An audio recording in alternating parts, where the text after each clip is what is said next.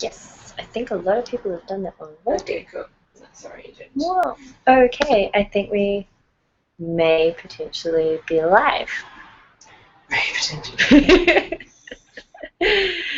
I'm just going to take a few.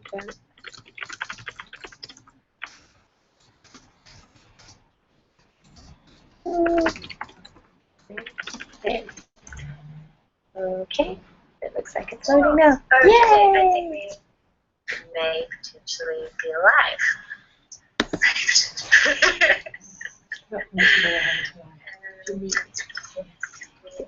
Okay. Wait, not on there, because I'm not limited to them, right? Well, this is Google Hangouts. This one. Okay, That so one, yes. That one. Turn the volume down, that's so we can't hear it. I'm going to turn the volume up on this one. Okay. Hi, everybody.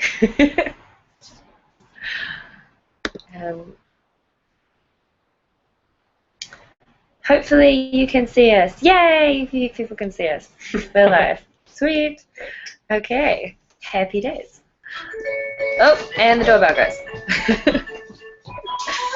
So we're just waiting for a few more people to arrive in the venue, and then we'll be starting very shortly. Yeah. We are in double threat. You can see by the trophies behind us, and Rawhide t-shirts, and double threat skate t-shirt. Why does that look backwards on the screen? It's weirding me out. It's not a mirror.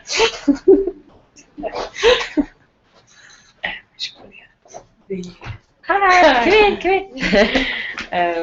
You can bring up that open screen. We're sitting in the chat and someone says, okay. Yeah.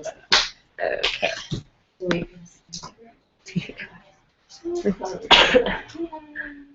Okay, so before we get started, let's just check everybody can hear us okay. Although, okay. A little bit of a lag. Yeah, it's just, we can just start. Yeah. Cool.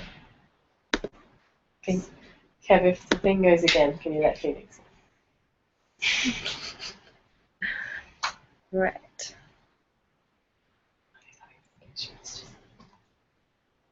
Okay. I can do that. And then I can check this just because I'm going to need to come in here and see what I'm doing. Yeah. Cool beans.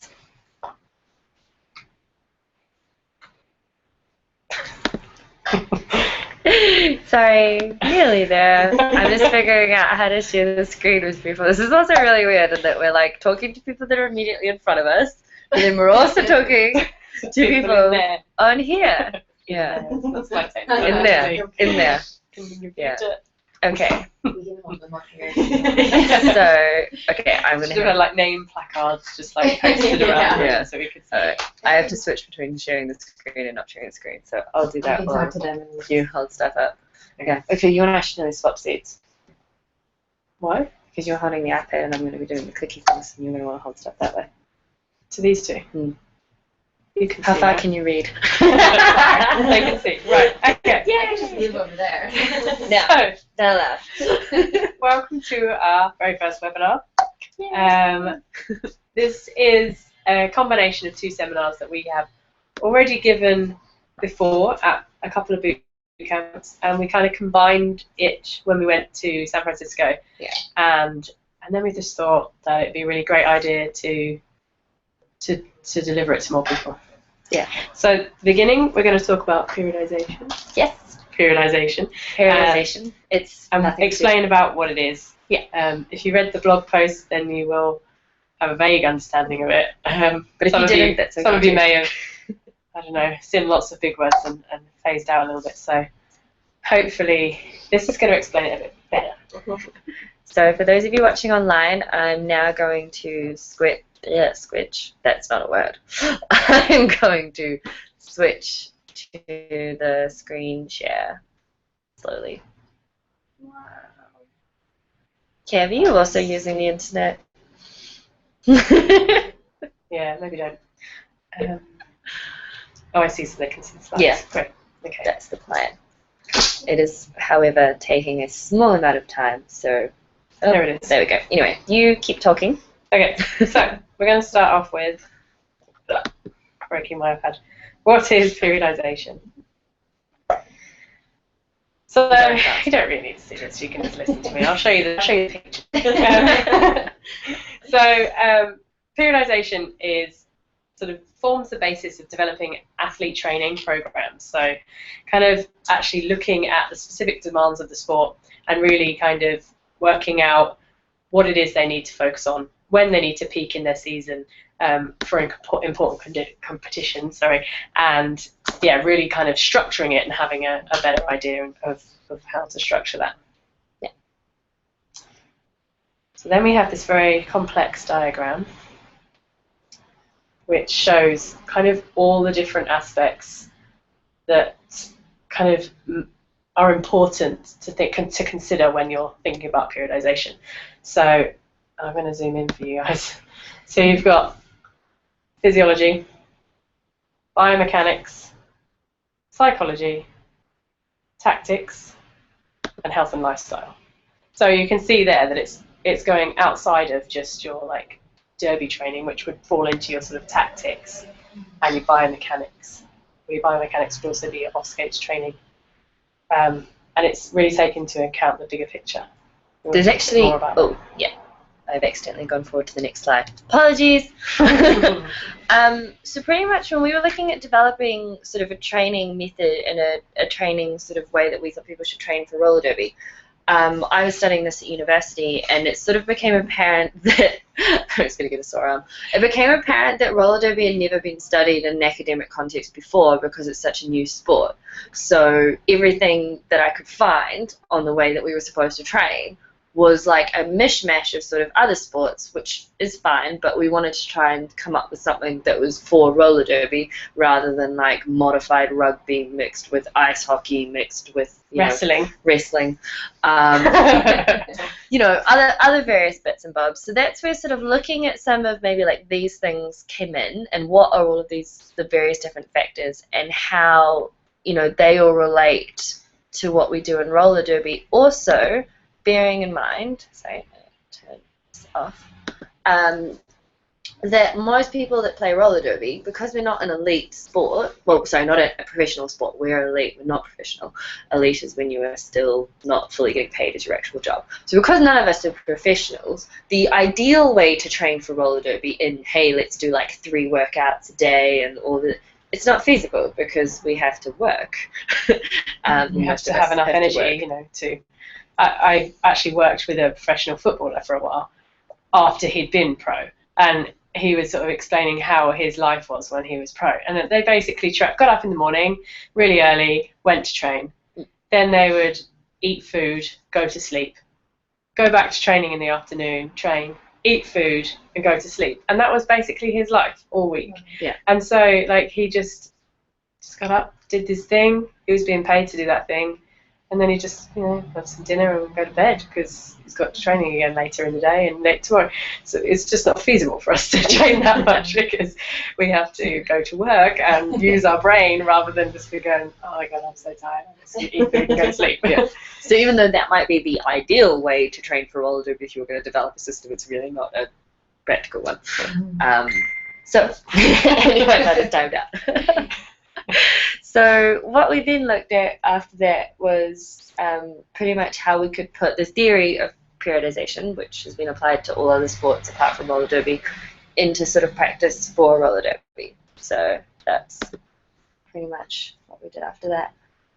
You kind of got to all of these ones already, haven't we? Yeah. So yeah, okay, I guess you guys kind of understand those ideas. As I said, biomechanics is more sort of your training. And sort of the skill of training, which we'll come on to later. Yeah. Psychology, I think, has been talked about to death. It's pretty much to do with, your mental toughness, your ability to sort of hold your own on track, especially, when maybe things aren't going your way. Tactics, again, is going to be what your team decides. Tactics is interesting in roller derby because it's changed so much since when you first started and even when I first started. Braced walls, recycling horribleness. Constantly having to develop those. Constantly. The new rule sets that come into play. Yeah. And then health and lifestyle, I think, is one that gets sort of neglected a bit as people become sort of more and more into roller derby or focused on what they're doing.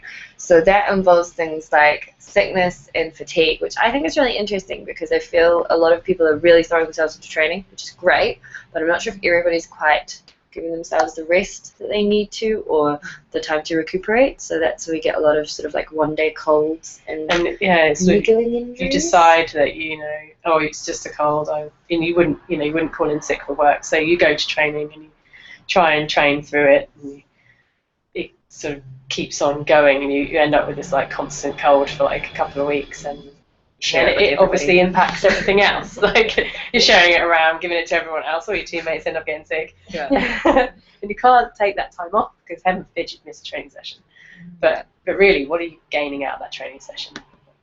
What are you getting? What's the benefit from it? And what's the benefit for your teammates and all that kind of stuff? So yeah, thinking about those as much as you think about some of the other elements as well. Yeah, because I think when we first start, we really, really think about the skating. And then when people first start off skates training, we really, really, really think about what off skate stuff we're doing, but not whether or not it all actually nicely goes together. Yeah. So, next one is pretty graph. Have a graph, yeah. Which we did not draw. We tried to draw graphs. It didn't go. Hey, our graphs are great! So instead, we stole them from a textbook. Books are good. So this kind of ties into a little bit of sort of what we're going to talk about.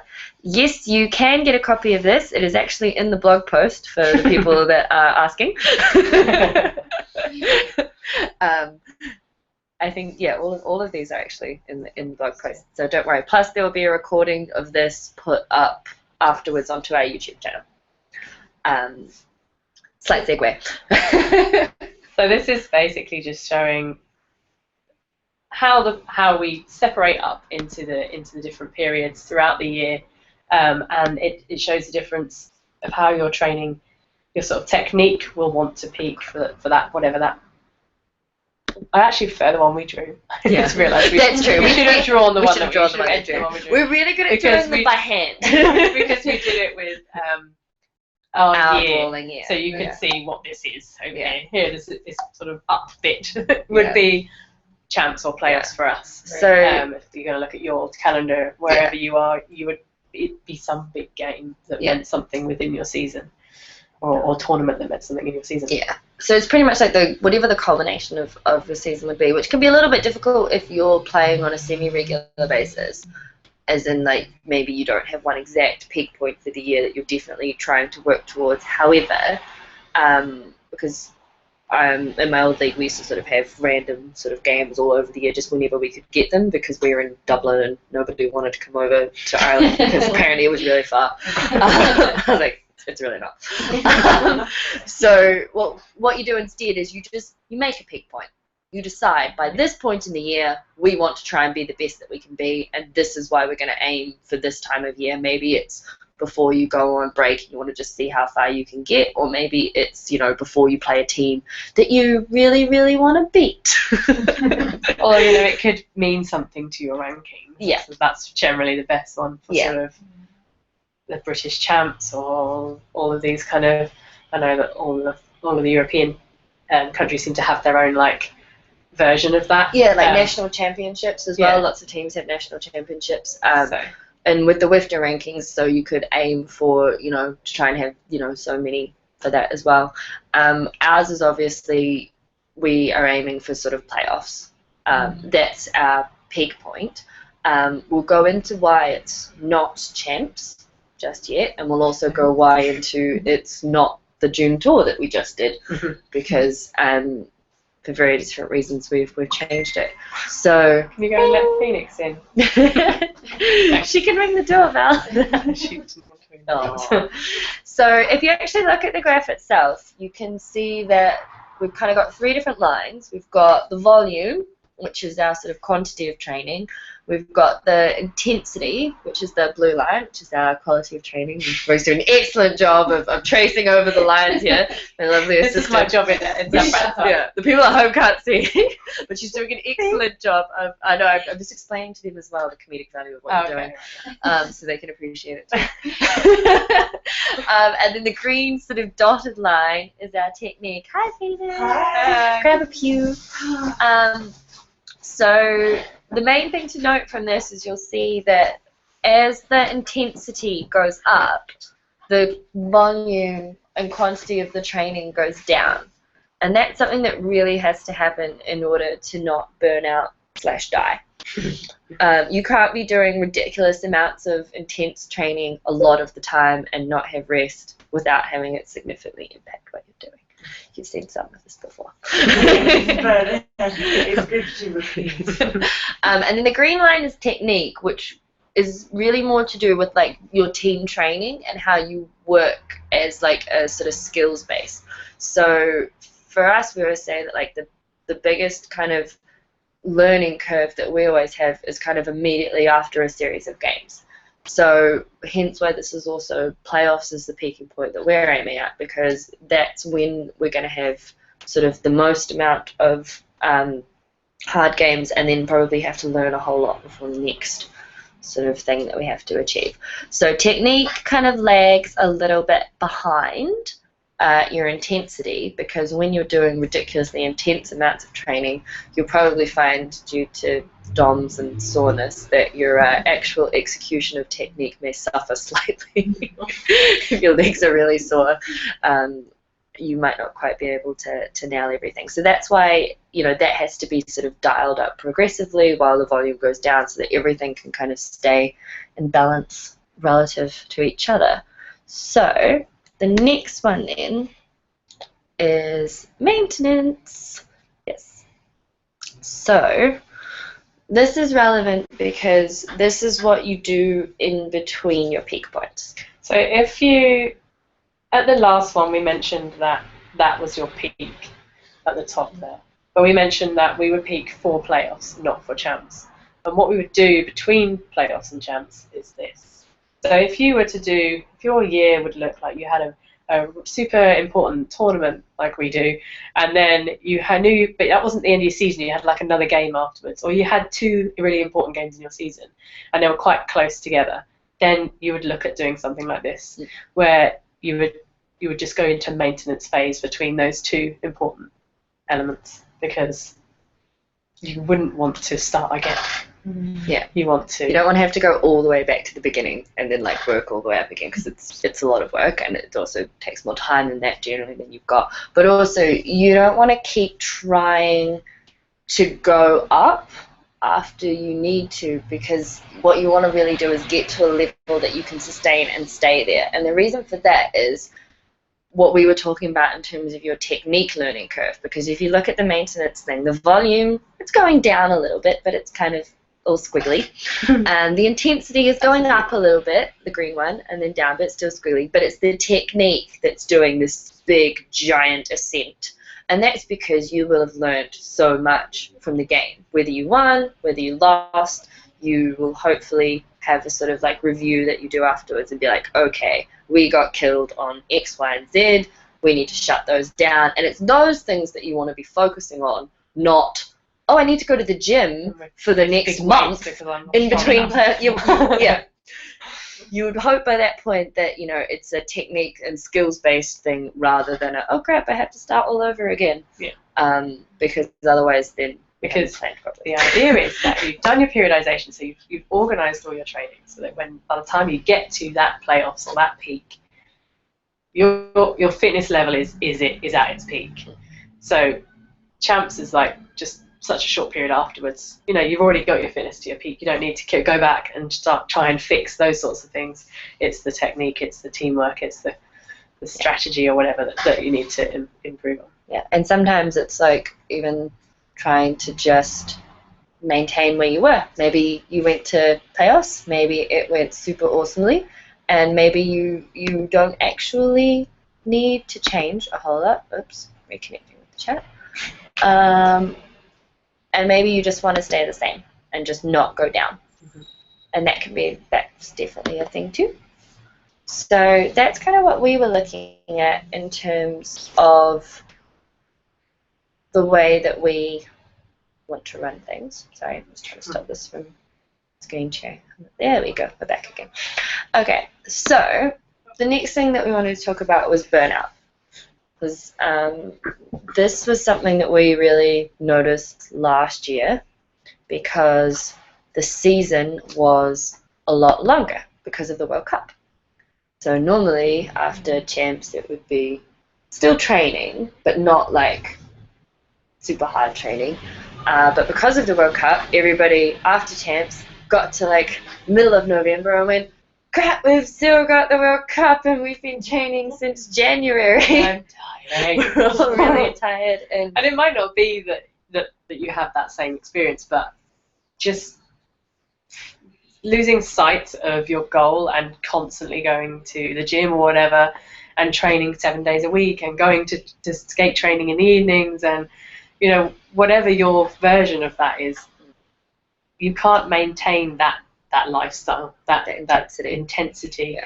for that long period of time. It's gonna get to a point where, unless you're a robot.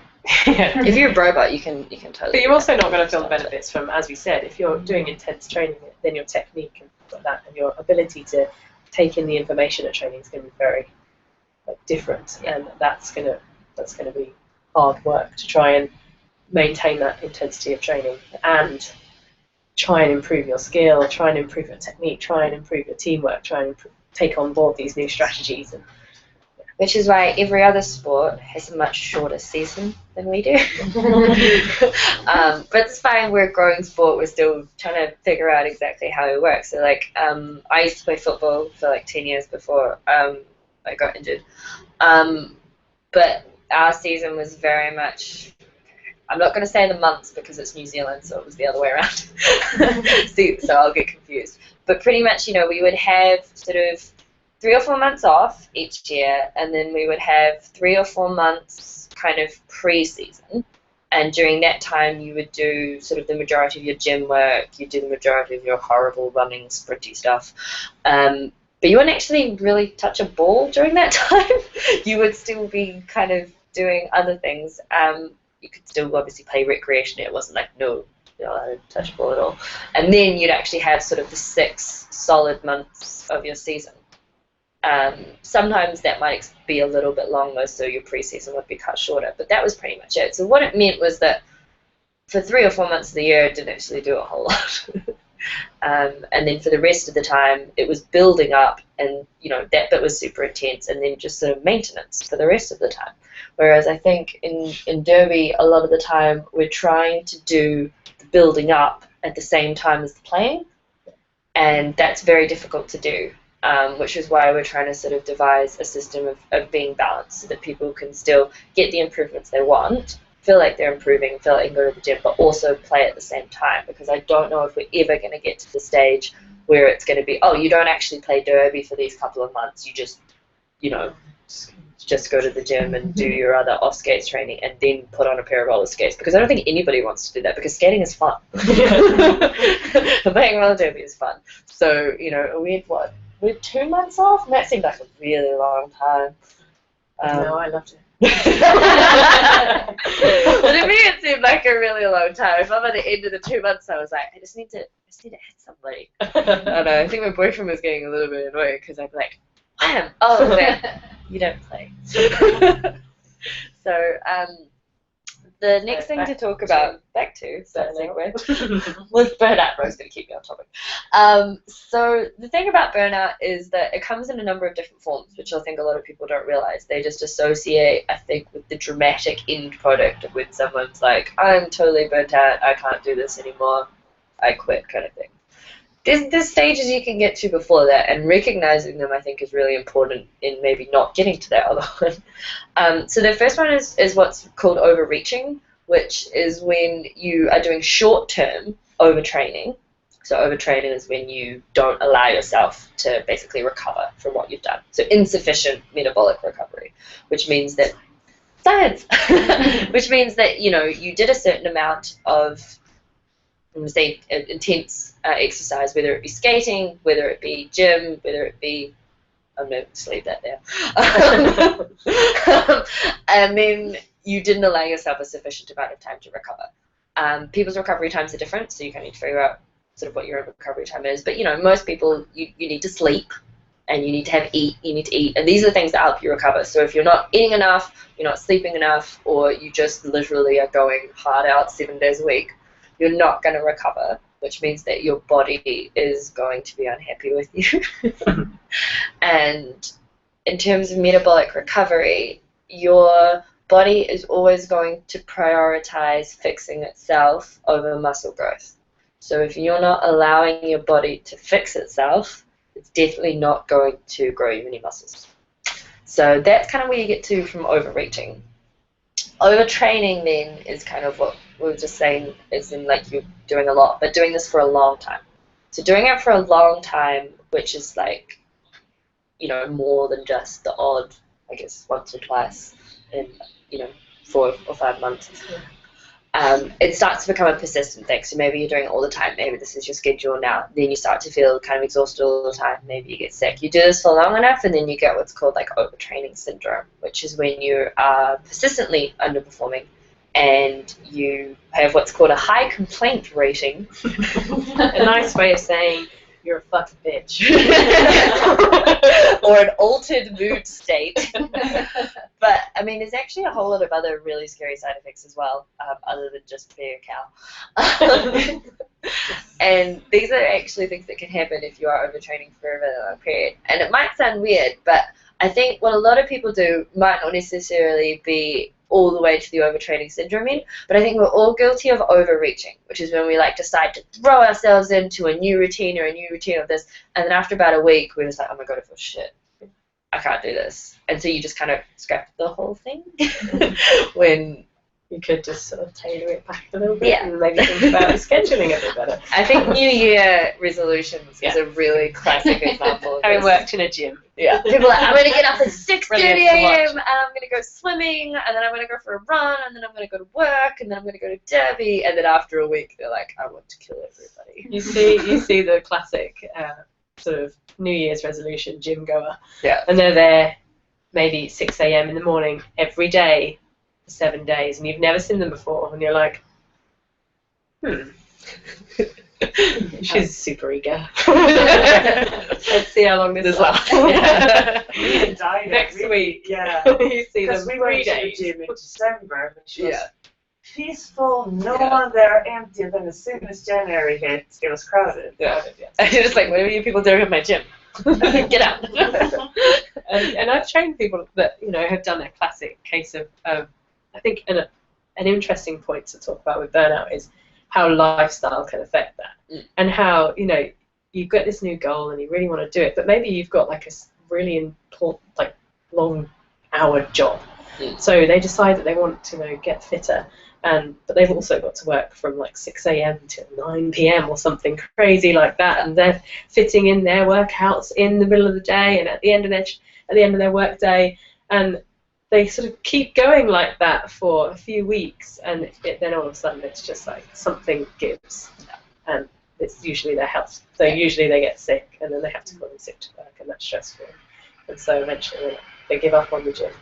Whereas if maybe they'd taken a look at the schedule a bit and gone, actually, you know, I can't fit that in there. It's not healthy for me to fit that in there, but I can fit it in here, where I have a slight bit of, like at the weekend when I'm not working, I can, you know, take an hour out and go and do some gym work, rather than trying to shove it all in and try and pack it all into their crazy schedule.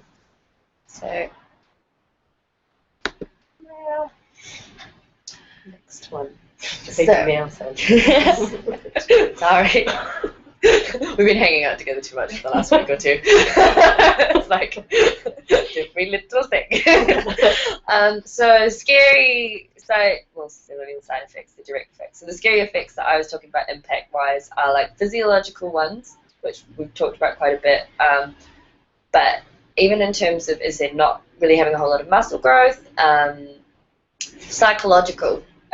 is a really difficult one. Obviously, if you feel like you are doing all of this work and not improving, Not getting any bigger. Or getting faster, or whatever it is that you're looking to do. If you feel like you're doing all of this work and you're not getting it, it's incredibly demoralizing. Especially if a lot of people, we're really guilty of comparing ourselves to others.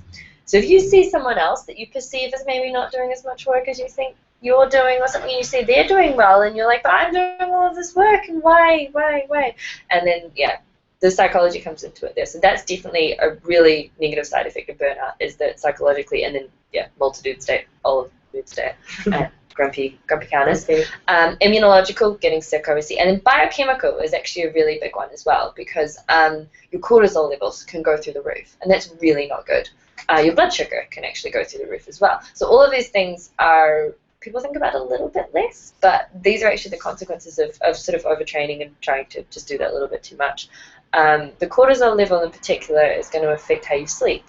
So it sucks, because it's like this vicious cycle of you're not resting enough and you need to sleep more, but your cortisol level is higher, which makes you stressed and then not want to go to sleep. And then, it sucks.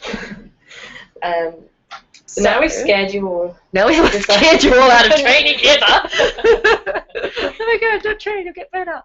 Do you want to show the overtraining image? We kind of explained. I think we've explained that, yeah. We've explained that. Oh, it does have to explain that one. Oh, that's true. Yeah. So, sorry, while we talk about stuff that no one can see. I'll show you now. So this is the diagram that explains that we've just been talking about. So at the top, it's showing that they're training or whatever, this stimulus this many times. Give me a second. I've got to catch up the people on the thing. Oh, sorry. Please stand by. That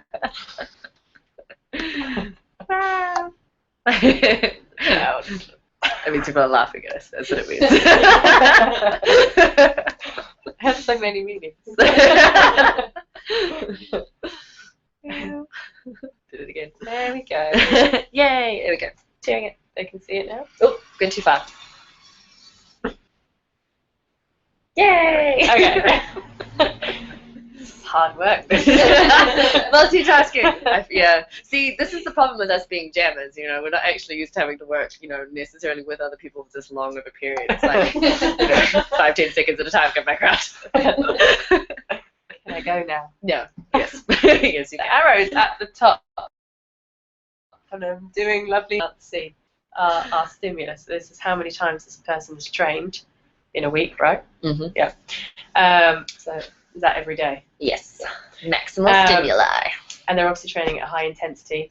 And as you can see, this arrow here, this line, is their performance, and it's going down. That's the baseline. And those are the stimulus. Those are their actual training. So even their training and the performance is going to go down. So they won't be able to continually train at that high intensity that they may be aiming for as well. So that's going to feel harder, and it's going to drop down and get decline. And that can become evident if you just ever want to check in consistently noticing that something that you used to be able to do, you're progressively not being able to do. If you go to the gym one time and you can't lift a weight that you've done before, don't freak out, because everybody has crap days, especially like hormones and stuff. I've had that before. I've gone into the gym and failed at a lift that normally I can do like 3, 4, or 5 of, but I've just been really grumpy, tired, and hormonal. So don't freak out if it just happens at once. We're talking about consistently happening over time. So this is what we do want. This is what we do want. Yay, improvements in performance. I mean, the whole idea behind, going to the gym or going to roller derby and fatiguing yourself is that, after you've rested, you hypercompensate as a result. So for the amount that you fatigued yourself, your body repairs, bounces back, makes you better, and then, you go up higher than you were before, which does require you actually resting in the first place. So that's kind of what this is. So there's 2 examples. There's one with 3 stimuli, and then there's one with 5 stimuli, just to give 2 different examples. Really good at pointing. Yeah, I'm really good at pointing, Rogue. I'm not pointing with the cursor at all. I feel like I'm not keeping up the other end of the button. Rogue's pointing really well. Things down. I am letting things down. Well, it's because it's not a pointer once I move it over there, see? It's just not as good. You can't see that, sorry. So the main thing to notice here is just that there is a consistent sort of improvement in performance over time, but that, you know, it does have to be a, here's the stimulus, you're going to perform, and then you're going to rest, be tired, come back up again, which is what's called the training effect, and it's the whole idea behind doing anything. The main thing that we were looking at was just sort of, you know, the 3 versus kind of 5. I don't think one is necessarily better than the other. In this example, the 5 stimuli has a slightly better. You can see the like size difference there. Yeah, there's a slightly different improvement in performance. But I think it depends what you're training for, because if you're doing ridiculously heavy strength training, you're not going to want to do 5 of them a week because your recovery time, you're going to need a little bit longer. My DOMs always come the day after the day after.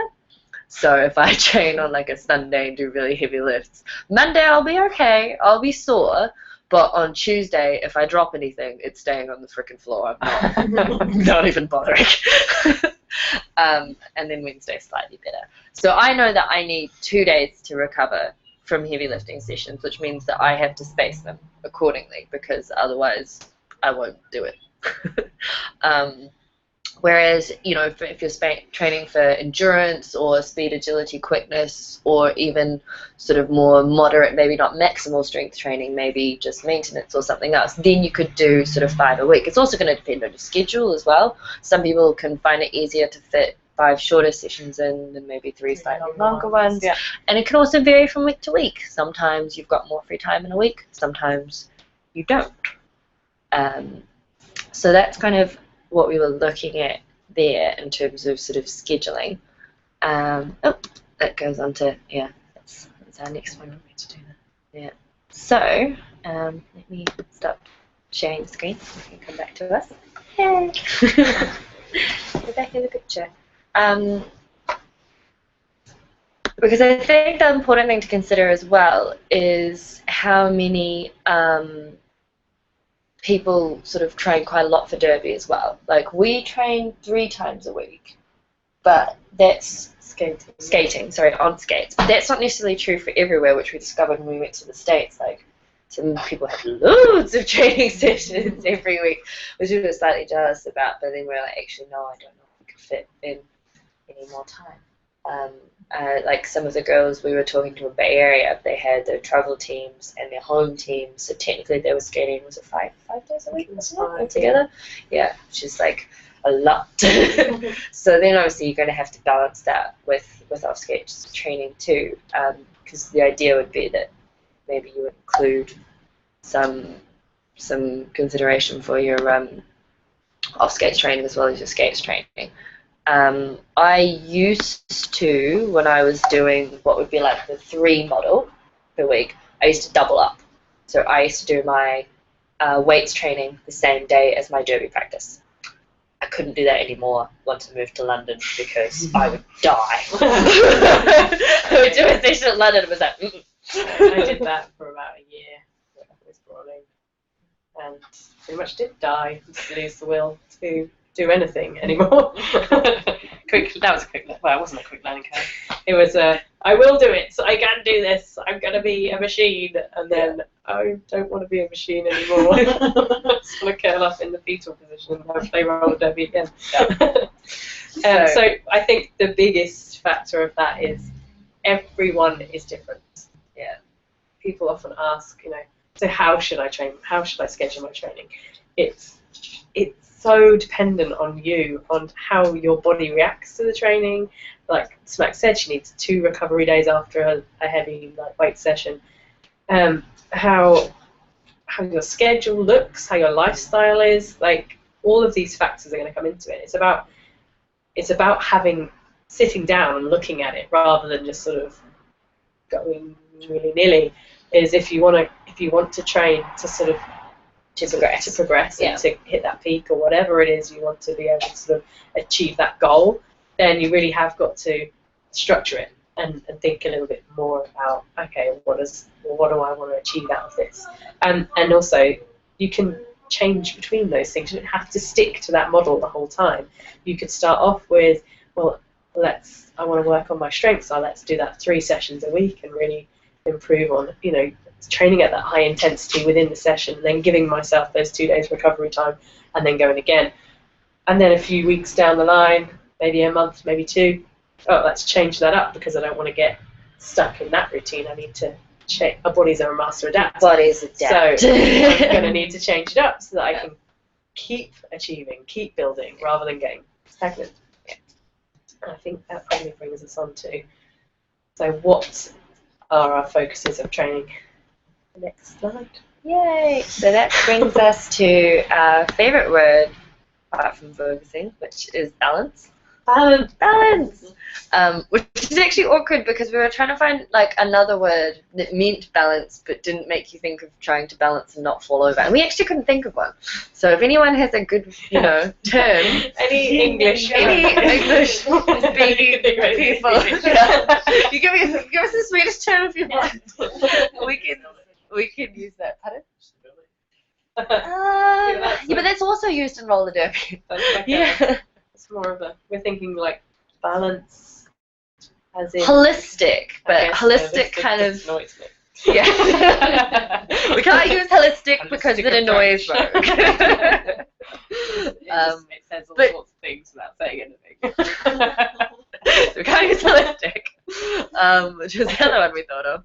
But yes, the key part is that we're trying to get a balanced training. Training. So the slide that we've got here, which does actually tie in with our blog post as well, which has a whole lot of weird little triangles, which my boyfriend was calling 3D cube things. And I was like, it's not a cube, it's on a pyramid. He was calling pyramids. Yeah, and I was like, it's not quite a pyramids. pyramid because some of them are skewed funny, so they'd be wonky pyramids. It depends what angle you're looking at the pyramid from. That's why he said. So,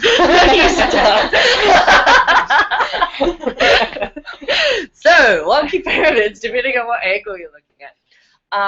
So part of our other blog post, if you have read it, we talked about the different biomotor abilities that are related to roller derby. And there's more than 3. There's just 3 on this one until we go a little bit more in depth. Actually, some people say there's more, but I say they're combinations of other ones, so ignore that. But the ones that are shown here, and there's examples of all these different sports, the top one is strength. It's labelled force, so that they don't have 2 S's. The one on the left then is speed, and then the one on the right is speed. Stop making fun of my accent. I will enunciate more. I've obviously gone into Kiwi land. Endurance. Endurance. So these are just obviously examples of some other sports. As we say, they've already done all this. They've written the textbooks for these other sports, so they have these already there made for you. So we took a look at this and sort of put roller derby into it. Yeah. So like if you look at sprinting, you'll see that's this one. That one. Yeah. So if you look at sprinting, you'll see the way that between the 3 different sort of elements, it's skewed towards the speed side, which makes sense because you're sprinting, so speed is important. Likewise, if you look at being in a marathon, you're skewed towards the endurance side because you have to run for a really, really long time.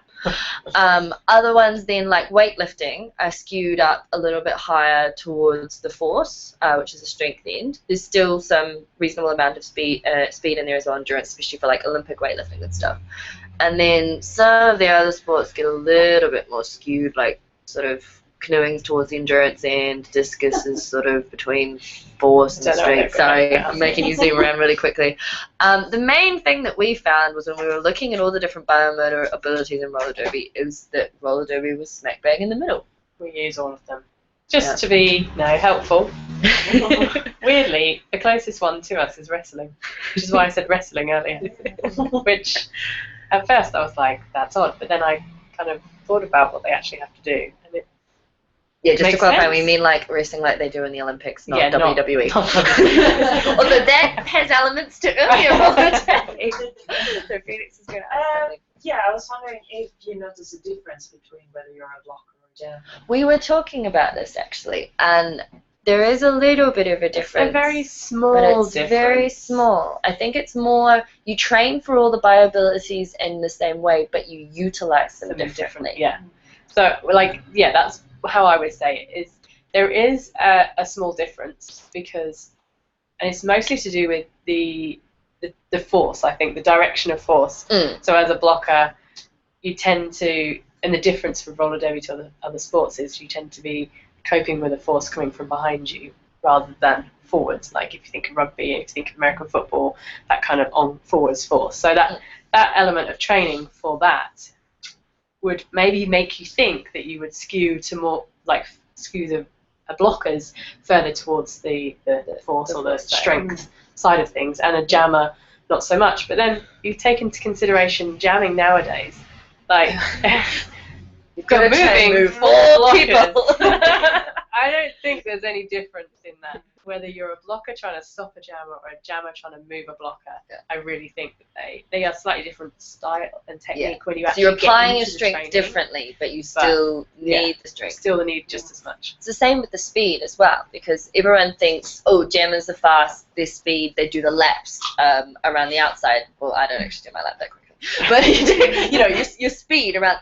But when you're a blocker and you're trying to react to someone getting past you very quickly or to someone coming in to do offense, that is speed. Yeah. Having to react very, very quickly to incoming offense or a jammer that's spun around you or has now decided to jump the apex and you've got to try and figure out how you're going to either hit her while she's in the air or get in front of her. That is speed. Your ability to, you know, decide that and then actually do it. Because that's the difficult part. You can see, oh shit, Ro's going to jump the apex. But actually getting into the correct position associated with that thought, that is your speed of movement, like your very quick reaction, which is something that I guess comes into when you train for speed, it's often called speed, agility, quickness, even though technically agility and quickness tie into speed. But whatever. We'll let them keep the nice SAQ. It's a nice little, you know, list of letters people like to say, but like that is definitely quickness, because it's one of the reasons why if you actually watch Rogue block, she's actually quite annoying because she'll move really quickly laterally and you're like, but then she twitches. Yeah, then you twitch. Yeah. That bit you're not so good, but you're good at the speed bit. Yeah. Basically, I move too quickly. Yeah. So you know that move out of the way. Yeah. Instead of into it. So, and then endurance was the other one that we had a little bit of we were figuring out, because you were like, oh, you know, you're playing for 2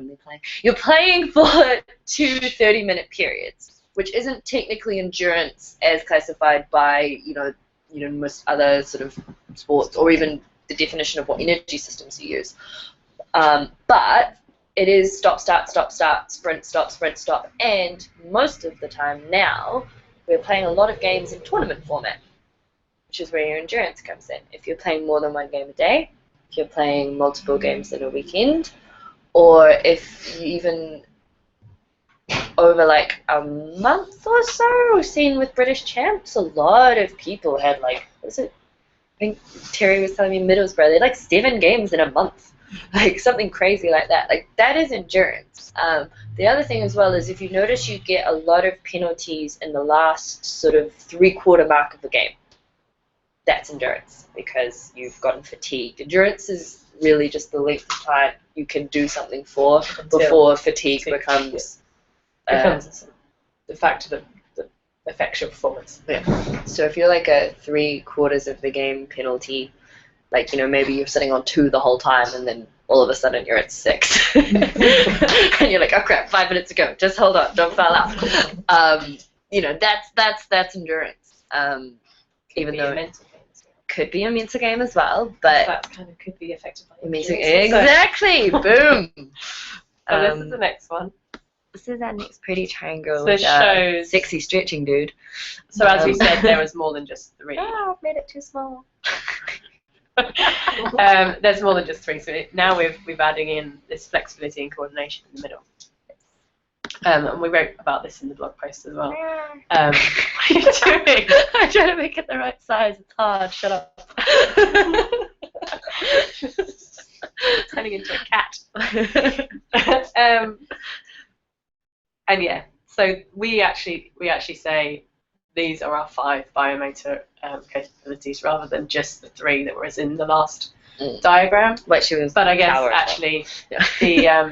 the diagram works to sort of display Yeah. those. It looks nicer in terms Everyone of making needs- wonky pyramids. Yeah, everyone needs flexibility and coordination. Yeah. Because although in the picture here the flexibility is showing a guy sitting touching his toes, or a person. I say guy. It's kind of like a guy. It could be a person. Someone in short shorts anyway. Touching their toes. That's sort of everyone thinks of flexibility. They immediately start thinking about whether you can put your leg around your head or touch your toes, or how flexible you are. But that's not necessarily what we're referring to. What we're referring to is having the ability to move your body to execute the skill that you need.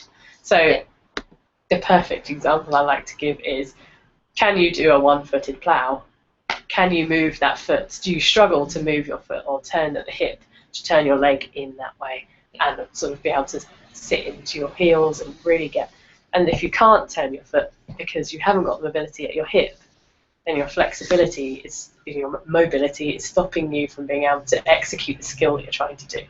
So you haven't got the sufficient flexibility to perform the task that your body wants to perform. And roller derby involves a lot of range of motion, which is very different to what you would do in your normal life. I think is the best way of putting it. I mean, I can't think of whenever I've side surfed in normal life, which is the thing that always comes up when people talk about flexibility and range of motion. People are like, I can't side surf. And I'm like, well, it's more to do with... Some people call it things different. Tomahawk, is it? No, mohawk. Mohawk. Tomahawk is all the way around. Tomahawk Yeah. is all right. Yes, mohawk for the Americans. Not side surf. And even like Rogue was saying with the one-footed plow thing, like I can side surf / mohawk, but my one-footed plows, my ability to get my leg all the way around is actually quite limited. So I have to kind of sit a lot more rather than kind of use my leg. So and I am the opposite. You are the opposite. And Kitty can actually do it like this way, which is like both of her toes inwards, which is just weird. But it's why she's amazing at plowing. So what we wanted to look at is all these biomotor abilities. The reason why we wanted to focus on flexibility and coordination as well is because without it, you can't do all of the other things. If you don't have flexibility and coordination, your ability to progress in strength training, to progress in speed training, and to progress in endurance training is limited, because it's just going to increase your likelihood of getting injury. And the other one that we didn't talk about as much were some of the combinations. So strength and speed combined together is power, which is a lot of what we use in roller derby, is being strong and being strong quickly, or running way quickly. And then as well, speed plus coordination, that's your agility. You might be really good at stepping up and down the line on your toe stops, but can you do it really quickly while a blocker's hip / bum is coming towards you is another thing. So they're kind of the combinations, which is why we didn't really count them as separate things. That's why we said 5, in case someone's now reading the blog post and going, they can't count. We didn't count them because they were combinations of, it's like, primary colors and the other colors. Then we're going to use that. Secondary colors. Thank you, Kim. What's the subcategory? Yeah, it's just kind of we'll come up with a name. I like combinations. We're coming up with a lot of names now. So the reason we're highlighting these is that the big point of looking at these biomotor abilities is that's how we then look to get a balanced training structure. So we've highlighted, and we've decided that all of these elements are important to roller derby. So these are going to be the building blocks from which we work out our training program, because we need to make sure that we're balanced and training all of those and hitting all of those elements. But a lot of people might find that you're a little bit skewed one way, just naturally, in terms of what you're able to do. Like I, for example, have worked a lot on my strength training. I really enjoy strength training. It's great. My endurance is all right as well. Don't really like the speed so much. Not very good at going really fast, especially from a stop. If my speed is taken away from me, and please don't tell this everyone to the derby world, then I'm just sort of like, oh god, I have to start sprinting again. Yeah, no one will know. It's just us, right, guys? But like if I come to a stop, I'm just like, oh god, I've got to get going here, which I find really difficult. Whereas I can push for quite a long time, which isn't necessarily a good thing because sometimes I'm just like, just keep pushing, which doesn't get you out. Whereas Rogue is obviously really good at the speed bit. Speed bit down. It's just the other areas that we need to work on. You're pretty strong as well. Just endurance that you don't like as much. Yeah, it's endurance is a big one. Because again, because I'm good at that speed, I've got that kind of short, fast muscle twitch fibers. Yeah. Then what that sort of ends up meaning is that yes, I can pick up the heavy thing, or I can push that wall, but just for such a short period of time before that energy is just completely zapped, and so the endurance for me is like a big weakness and something that I have to focus on a bit more. Yeah. Would you say then, because you're using so much energy with those fast twitching muscle fibers, that you require a longer recovery period before your mixed gym compared to smack? Possibly. It would depend on how much we did. But yeah, like her fast twitch muscles are obviously going to fatigue faster. But I think because fast twitch muscles fatigue faster, they do also recover quicker. Whereas slow twitch muscle fibers are slower to fatigue, but they're also slower to recover. So she does recover very quickly. Sometimes. Well, I think we had a classic example of when her and I were in a pack and we both got stuck for nearly the majority of the jam while jamming against each other, against, two different four wheels, but doing completely different things, but still only probably utilizing two of the things. So I was trying to push the wall and just endure, and you were doing like your Dance around. But neither of us got out. That's sort of when we could have been, okay, maybe that's a little bit where the third element comes in, and how do you sort of bring that entire level of thing, because I was just trying to push out the wall and she was dancing, but we just stayed 10 feet away from each other. I was ahead, so I was like, it'll be alright, I'll get the 20 foot, but she was just steadily pushing along. I was like, I'm never going to get to the 20 feet. Yeah. Just looked around like, stop keeping me in play. Just stop. And then we both went to the box. Yeah. Within like 5 seconds of each other. It was a fun jam. Training, yeah. Training is fun. So, achieving balance is what we keep harping on about. So now we have a lovely diagram to demonstrate that. Well, actually, I say lovely diagram. It's not actually a lovely diagram. It's horrible. Horrible diagram. Let's see. It's sort of the relationship of this sub-element that we were talking about, but yeah, it's kind of it's balance. It's all over the place. It doesn't look very balanced. That's why I like the one before more than that one. That one's Yeah. not as nice. Come on, PowerPoint. We need to redraw this, don't Yeah, we do. Thanks, not. we? Maybe I'll do it. You're better at drawing than I am. This is more, I think, interconnectedness and interaction rather than necessarily achieving balance. So let's just ignore the title on the top and pretend it's something else. Yeah. Oh, no, now I'm doing that. do it. Welcome to my world. It's more just looking at what we were talking about in terms of sub-elements as well, and just how everything was connected. So we talked about agility before, and like power and speed, and then maximal strength, and how that relates to sort of your muscular endurance as well, and your endurance. So I think the main takeaway from this is just that everything is connected to everything else, and that training for just one thing exclusively, and that being the only thing that you do ever, is probably not going to necessarily help you get the progress that you want, whereas having a more balanced approach, and also balanced in noting the stuff that you're already good at. Yeah. And maybe you need to work on that one a little less. I guess this kind of highlights I did sort of mention in the blog post, how you can be smart about your training, and you can combine those. So we said, we combine those two to get sub biomotor ability. No, combinations. We're calling them combinations. Combinations. So let's go back to the other one. Strength and speed. The strength and speed giving you that power. Yeah. If you know that, and if you know that that's an area of weakness for you, then you can kind of combine those two in a training session, hit both those to get that kind of balance, and then maybe look later in the week at some endurance, or think about the length of your training session to hit the endurance as well. So you're always going to be getting that well-rounded kind of balanced training. You can hit endurance by doubling up as well. Yeah. So maybe training on your skate day to make sure you've got that kind of idea of endurance training there. But yeah, just being smart about how you connect the dots, as it was. Yeah, that's the point I was trying to make. It's hard though, because you want to do the one that you really like, you want to do the one that you're good at, and it's really fun to be like, I'm going to go to the gym and smash all of the weights. But from sort of what we're... Or maybe you don't like that. Maybe you like running. Maybe you don't like that. Maybe you like running. What are you on about? Nobody likes running. There are people out there. Nice. Skating is way more fun than running.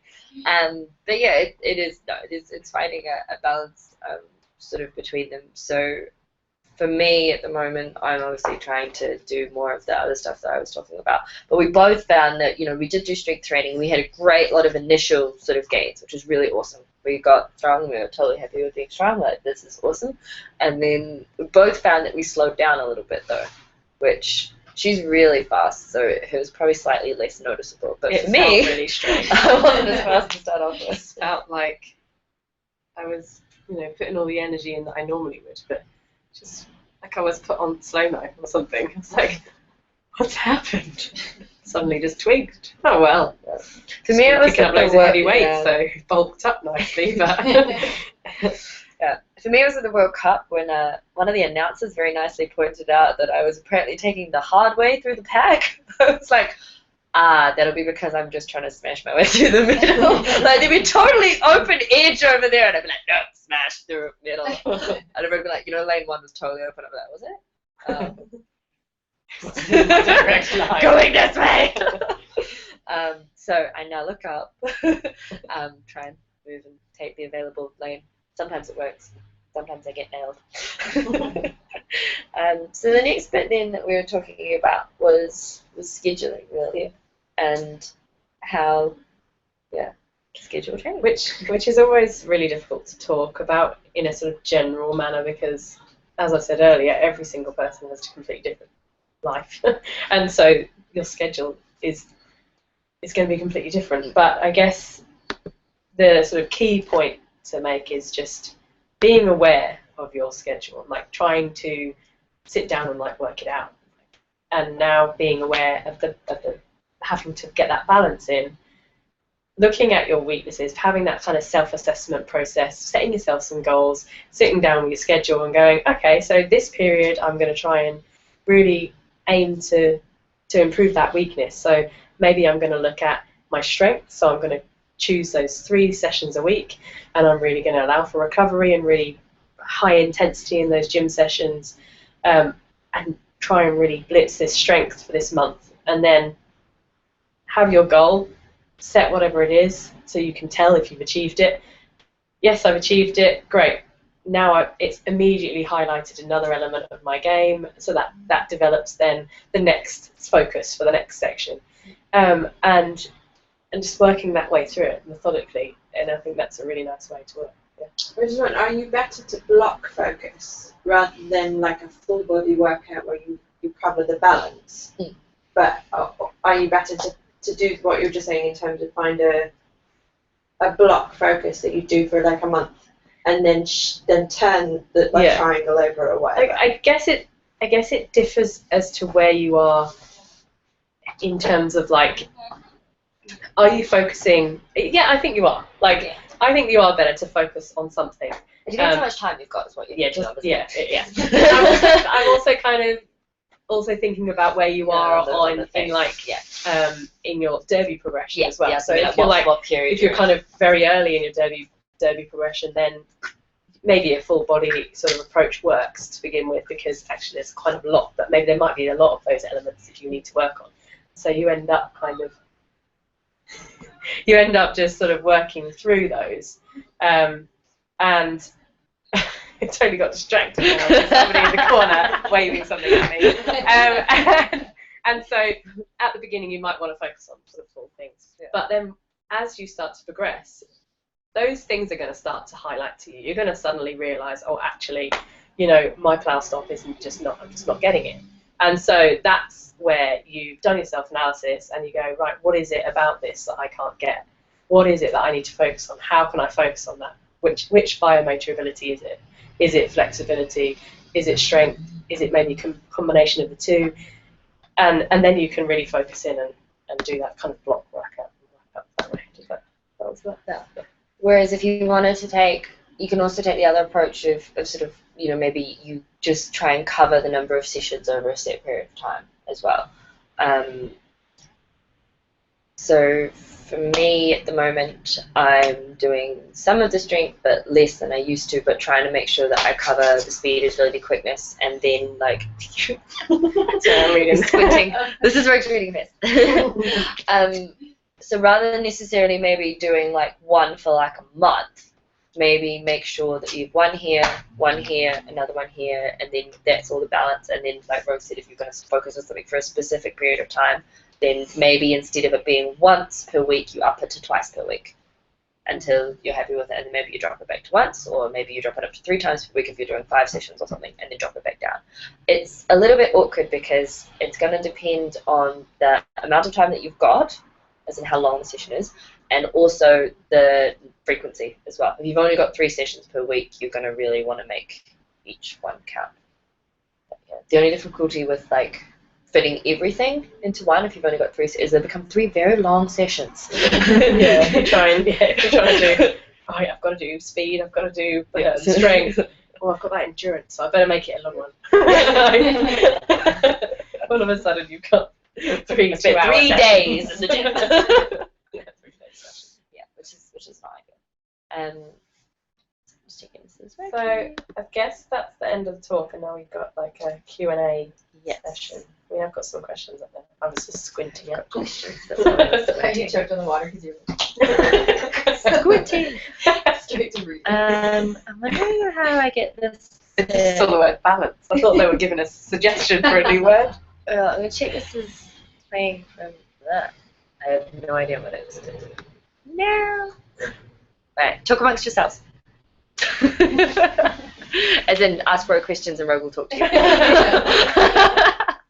While I figure this out.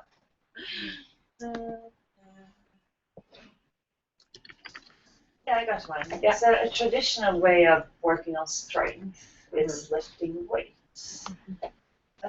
How would you pair that to do something like trying out a completely different sport that requires a lot of strength a couple of days a week and not do weightlifting? Would that increase your muscle mass? I guess it depends on the sport. Yeah. And which muscles you're using. Because I'm thinking that could be more fun because it's a competitive element to it. Whereas lifting weights is kind of competitive, but you're not really physically fighting someone. Yeah. If you are, you may be slightly doing it wrong. More like a personal fight. Fighting with the dumbbells. Yeah, no. I guess the difficulty becomes into that is that if you were doing a sport, it's going to be hit with all the same issues that we're having with roller derby, in that you're going to have to focus on technique building as well. So if you're brand new starting a sport, if you think back to when you first start roller derby, you haven't got the technique developed yet to maybe put that strength into place. So say, I don't know, perfect example comes into mind is rugby training for a scrum, or rugby training for for defensive players, and pushing those big heavy weighted padded kind of imaginary people forward. That would be fantastic training for a jammer, but how much of a rugby training session would actually be that, and how much would it be learning to catch the ball, or learning the kind of more skill stuff? So it's actually a really good example because I did do that at the start of the season. Remember, I went to play rugby for a bit. Yeah. And injured herself. And injured myself. Was it helpful at all? It was helpful-ish. It was really fun being able to use my arms. Because you know when you block and you have to be so careful. And it was funny because they were laughing at it. They had to keep yelling arms at me because basically I'd go to shoulder check someone and they'd be like, arms. I'd be like, oh yeah, I can, oh. Man, that was easy. Yeah, it actually felt easier because obviously I'm not that big, like in stature or sort of width-wise. So when I got there, everyone sort of did look at me as being quite small and try and sort of tackle me to the ground. And because in derby you're used to not having to be able to use your arms, I was very good at shrugging people off. So lots of people would tackle me, and I'm like, no, won't go down, not going down, can't make me go down. In terms of learning stuff, though, like Rogue said, the actual amount of pad work that we did was a little bit less, and I did injure my shoulder, which wasn't good. That was from, like contact on here without padding, which a lot of rugby players have, which explains why. So I got in a little bit of trouble there, because that was before the World Cup, so I wasn't allowed to play rugby anymore. But it was still fun though. But I think it did help a little bit. I ended up getting to do it for sort of about 2 months, 3 months. Definitely when you're driving the pads forwards and stuff like that, great fun. A lot of people were doing rock climbing as well. Oh yeah. Really good strength for legs and then arms and stuff as well. I cheat a little bit in core. I cheat a little bit when I rock climb because I push myself up my legs and my core, and then I only use my arms when I have to. But if you don't have the fingertips taken for it, then they start aching before the muscles. Yeah. And then all of a sudden it's like, oh, yeah, it's just forearms. Can't pick up a pen the next day. Like T-Rex. Yeah. I definitely think doing other sports could definitely be beneficial if, like Rogue said, you can get over the technique thing. So if it's something where you don't mind that maybe your technique isn't quite what it would be, or you can make sure that your technique is good enough that you don't get injured, which is kind of what happened to me. Maybe like what's that competitive Tai Chi that Stephanie Maley's teaching us? Yeah. I still am not 100% sure that's a real sport. That's not just something that Stephanie Maley has made up. I want to do Tai Chi, but I want to win. Practicing endurance must be possible in a lot of sports. Oh, yeah. I tried a bit of boxing, and their warm-up is just crazy. And that's stuff we all know how to do. Get down on the floor, jump up again. It's not so much technique. Yeah, exactly. So I think anything like that where you don't have a massive sort of technique learning curve would totally work. And like you said, it could be fun too. One person has put yes to have a question. Val, do you have a question? No, I asked if we were live first. Oh, okay. Right. Yeah, Sorry, I didn't read that question. I was like, I'm sitting here waiting for it to go up. Like, yes, I've got a question. No question. I might get questions coming through. I'm just trying to keep an eye on it, make sure I keep refreshing it. We do have that there. Balance is Saying balance is hard to maintain. hard to maintain. Get stronger and push harder, and then lose agility. Get faster, but then lose endurance. That's where you have to, keep. That's where I would say keep cycling then, rather than when you were asking about can I focus on one at a time. If you're grand with maybe one being or two being a little bit crappier while you're focusing on that one, then that's good. But if you wanted to make sure that you still were hitting all of them because you don't want to lose the other one, then that's when you're going to need to be like cycling sessions around. You realise I'm going to do these really random hand movements that don't mean anything, so I'm just going to sit on my hands for a bit. I was doing a triangle. Flopping over triangle. So then after you did all your strength training and then you noticed you got slower, did you get your speed back up to where it was, or you just got stronger and you just sort of... I've actually got quicker. Yeah. So we've Because it's just like Yeah. this one higher, this one, and then I caught up. Yeah. Because the strength can help with the speed and that power I do. So as soon as I realised I was getting slower, I just kind of eased up on the strength training for a while, increased my speed training, so I did a lot of sort of body weight exercise and plyometric exercise and speed and agility training. I like jumping. I really like jumping. And so that actually meant that because I had this increased muscle mass, there was more muscle fibers there, which you can jump which meant that I could jump even higher, and all of a sudden I could go even faster. And that took me by surprise as well, which was quite fun at the beginning of the year. Because then I rested for a lot longer than I would normally, because we had a long break, which we didn't normally get.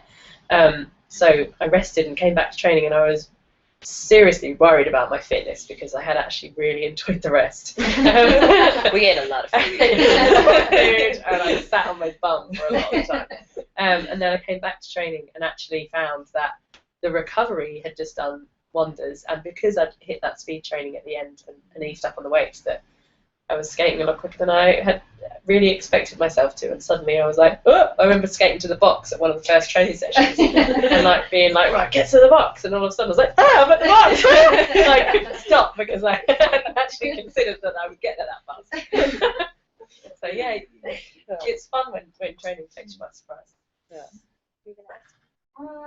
Yeah, I was just thinking about plyometrics because I know when you coached me when I first, and we did quite a bit of plyometrics, and then I bought this book and it said a lot of things about it, but the recovery time is quite long for plyometrics, and when you start doing it, you just be worse and worse and worse, and then hopefully you'll be better than you were before you started. Is that true? Or I think it depends how how often much do you you're do doing. plyometrics? That's what I was wondering. Yeah, I guess when I was doing that style of training, I was really focused on the power element. So I was always actually working on my plyometrics in a fatigue state already. So I was adding it in after my strength set. So I would do, say, back squat, and then I would do box jumps. So I've just done my full set of back squats. So I'm tired, my legs are completely fatigued. And the idea that I was sort of working with there was that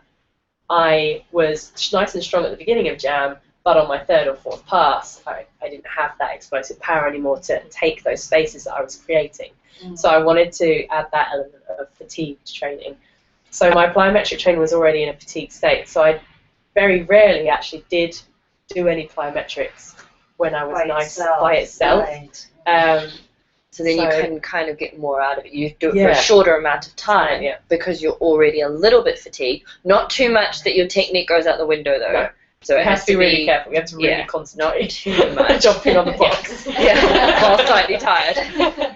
And that can apply to a lot of stuff that you do at the end of the session. Like if you're doing like your sort of cardio finishing sort of sprinty stuff at the end of a session while you're a little bit fatigued, then the amount of time that you have to do it for is less than if you were doing it totally fresh. So I think what you were talking about is where you do so much of it and then you have to recover from it. Yeah. That's probably people doing it from like totally fresh, brand new legs, just got up this morning ready to go, as opposed to doing it from I've just done something else for a while and now I'm fatigued. And you felt like that package helped you. It really, really helped my game. That was a real turnaround when I realised that by combining those elements, you really got a great product rather than just training smarter. Training smarter instead of harder. So instead of me going to the gym and doing extensive weight sessions every single time, actually and realising that then I'm going to get slower, like actually being a bit smarter about it and going, oh, let's have a little look at the game and what my weakness is and how can I replicate that in my off-stage training. What elements are there in that weakness that I can pull out and train? And so it was a combination of power and endurance. We had a question on the chatty thing. We have to finish soon. Really? We have 9 minutes. So it's from Environment, and sorry if I said your name wrong. But it's about the balance talk that we've been talking about, and then just saying that she needs to concentrate on strength, especially for having been off skates and likes the thought of lifting but doesn't have much experience. Do we have any advice for newbies? And then she just says, okay, but then I know this is more of a personal question. So I was like this when I first started. I had played football and didn't do a lot of lifting in football because it's mostly your lower half, especially in women's football because we don't tend to shoulder check each other as much. So when I started playing derby and then thought about having to work on my whole body, it was kind of a weird approach. So I did start working with a trainer, and Rogue used to be, well, Rogue still is a trainer. But I learned my liftings from other trainers. trainers. Liftings from other trainers. The main thing that you start off with is that before you do anything and lift any really big heavy weights is you build up your core strength.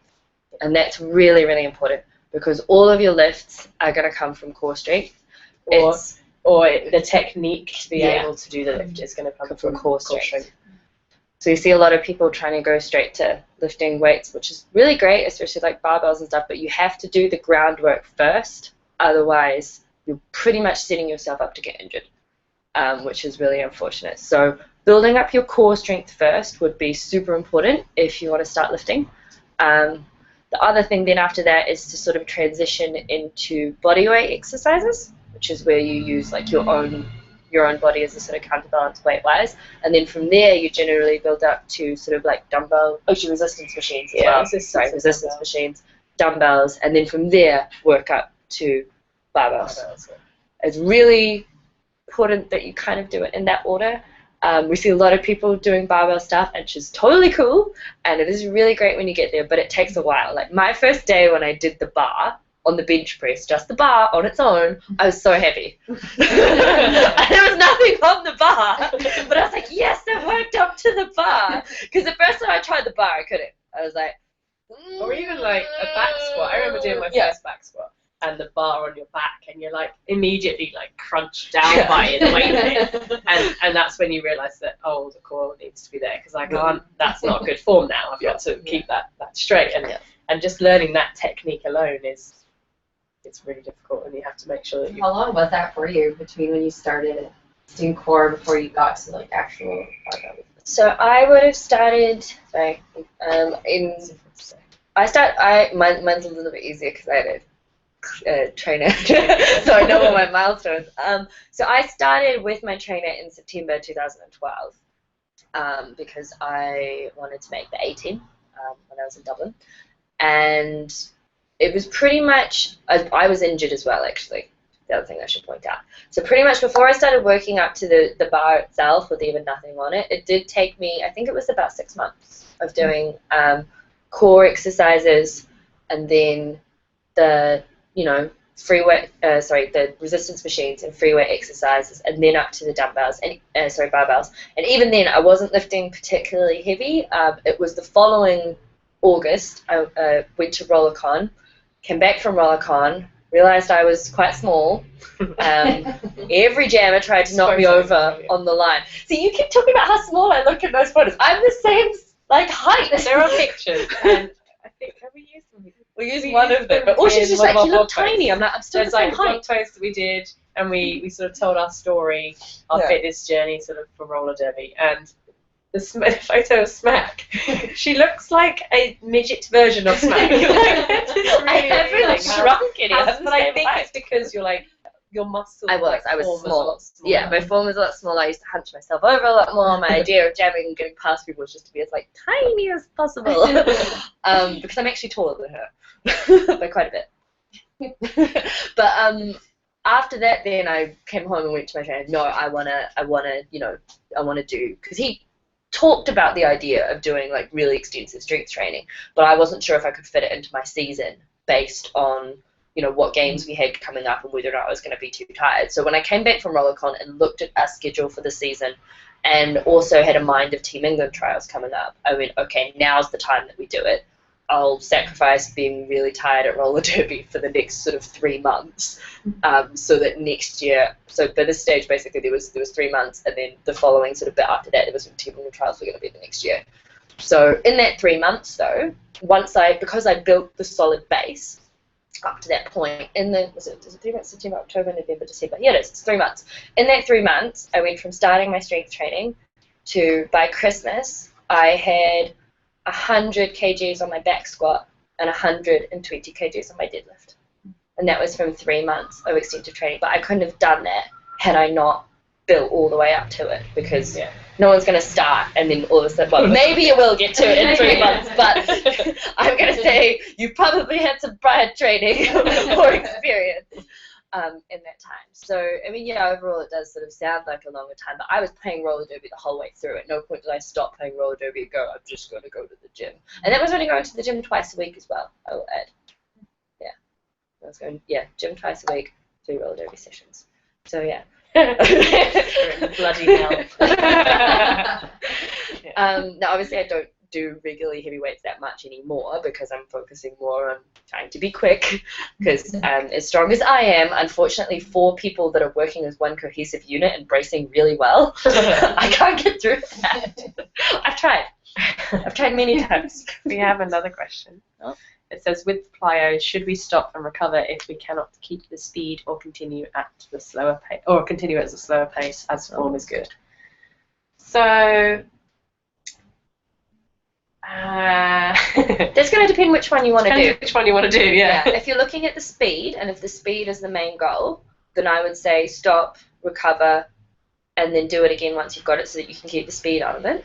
If you're looking a little bit more endurance. Yeah, because I was looking at endurance. I would keep going for my set at a slower speed. At a slower speed with good form. So my first set of box jumps would, my set would be like 3 sets of 20 reps. Would be 20. My sets would be 3, and my last set would be taking me forever. I'd be like and up and down. But that was fine because I was really trying to get that fatigue and trying to work into that fatigue state and work on that endurance. Whereas if I've been working on speed, I would have been doing a lot lower reps, and I would definitely have given myself recovery between each one so I can hit each set at that kind of intense. Yeah. So you could do a mixture of both, like maybe one session you emphasize one, maybe one session you emphasize the other one. It's just going to depend which one is more important to you, I think, at the time. And I'm glad you said form is good. Yeah. Yes. If your form is not good, then you stop. I learned that lesson. You soon learn with box jumps where your boundaries are. I was working in Oxford Circus and we've got a brand new box and it was nice and high and it was this weird metal table thing and they'd just kind of bent the metal over at the end. So there was a nice raggedy edge underneath. I hadn't really noticed. And I was just happily jumping up onto it and then I was like, no, I'm good. I can finish this set. No, I wasn't good. And smashed my shin onto the metal. And I just sort of like laughed at myself because the other leg had managed to get up there.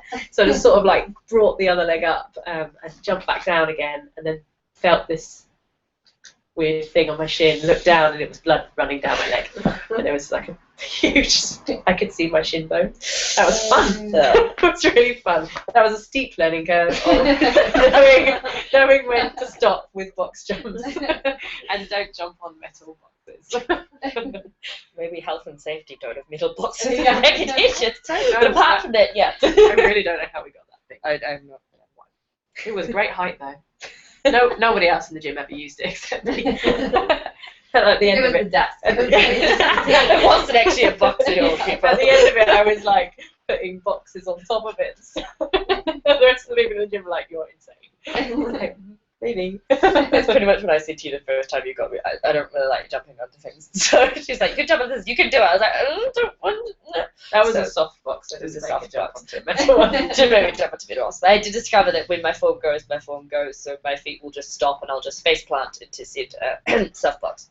So I've gotten also very good at telling when my form is gone. I'm like, I'm just going to stop now. Because I'll face plant because I'm a little bit clumsy. Off skates. I'm okay on skates, but off skates I'm mega clumsy. It's really strange. So we're in double threat at the moment, and I'm really good at knocking, basically. So see this thing here with the mouth guards on it? So you guys can't see that.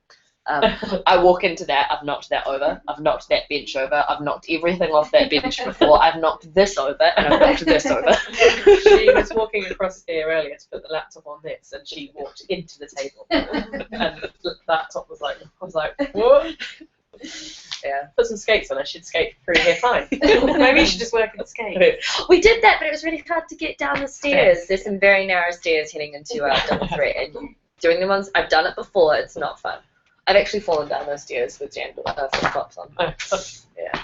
So, we don't have any more questions on there. No, I think Do you guys have any other questions? Or I think that's good. that's us for the evening. Well, thank you guys so much for joining us. I'm going to turn you around so that you can wave at the lovely people that are here too.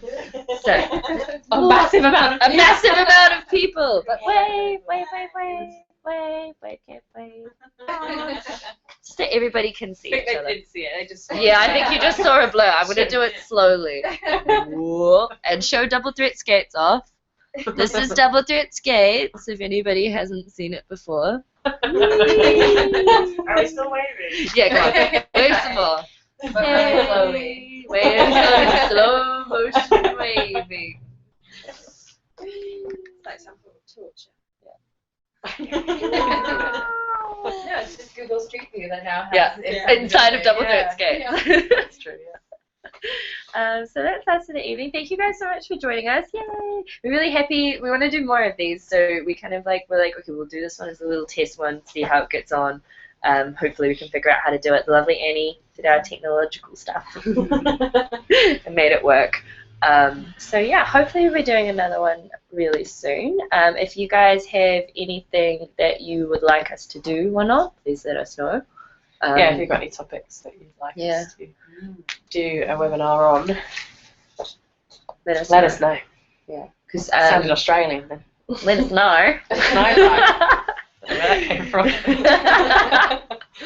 And yeah, that's the evening. So thank you very much, and we're putting a copy of this up on the YouTube channel after this. So, bye. Yeah, bye. Bye.